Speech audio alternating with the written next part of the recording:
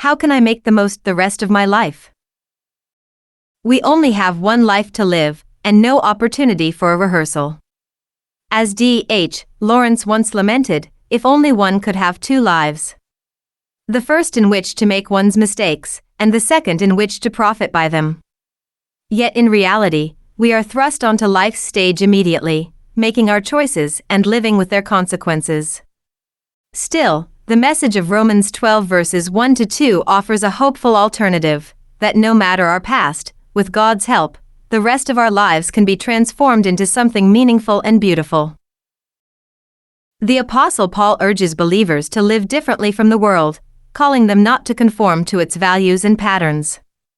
The pressure to fit in is real and often overwhelming, making it tempting to take off our Christian uniform and mingle with the crowd. But the Christian life is a call to stand out, not by being strange or overly religious, but by being distinct in love, integrity, and purpose. Paul challenges us not to let the world shape us, but to remain rooted in God's truth. Christians are meant to be like a chrysalis becoming a butterfly, not like a chameleon blending into every environment. Living authentically and faithfully can be difficult, but it is essential to fulfilling God's purpose. One area in which this difference is especially tested is in the realm of morality, particularly sexual morality. In a world that often treats sex casually, the Christian view, rooted in lifelong, committed marriage between a man and a woman, stands out. Far from being prudish or restrictive, this vision reflects God's design for joy, intimacy, and human flourishing. God, who invented sex, also designed the best context for its enjoyment.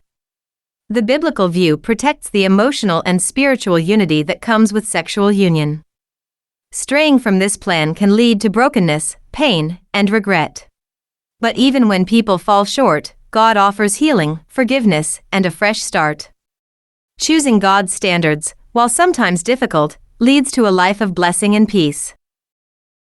Transformation is the heart of the Christian journey. Paul calls for the renewing of our minds, a deep, inward change that reorients our desires, actions, and identity. We are not asked to abandon what is good, but to let go of the habits and attitudes that weigh us down. Many people cling to their old lives, afraid of change, like a woman who lived on the streets despite inheriting great wealth.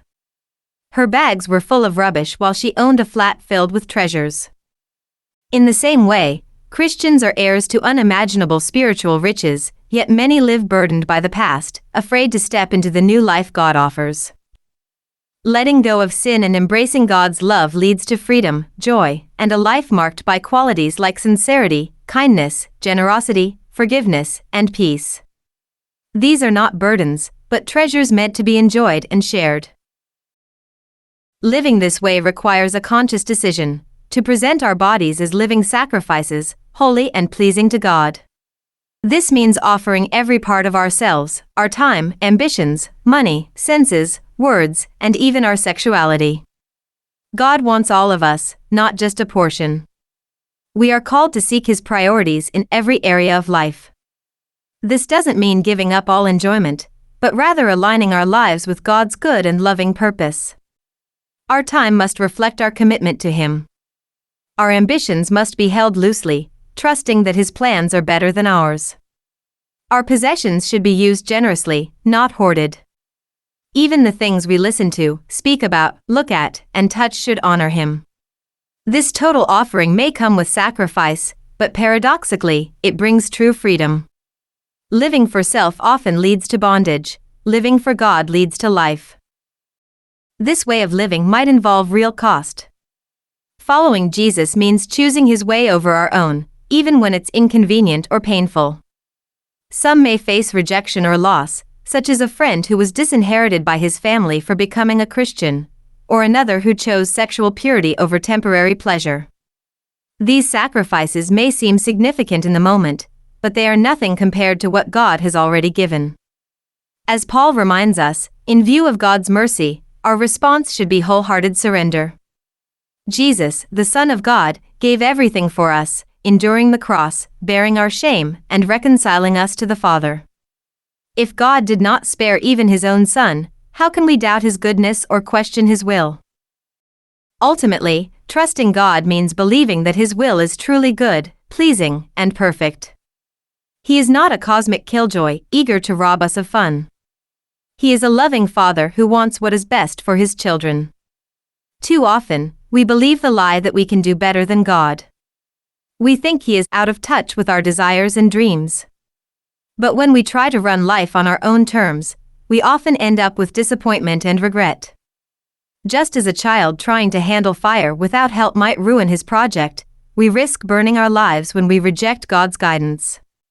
Yet God is always ready to restore and help us start again, if only we will trust Him. To make the most of the rest of our lives, we must live in view of God's mercy, offer ourselves fully to Him, and resist being shaped by a world that rejects Him. We must allow our minds and hearts to be transformed, embracing God's better way. It is a call to worship not just in words, but in the whole of life. When we live this way, we discover that God's will is not only right, it is deeply good. It brings joy, peace, purpose, and fulfillment. It is here, in relationship with God, that we find the true answers to life's greatest questions.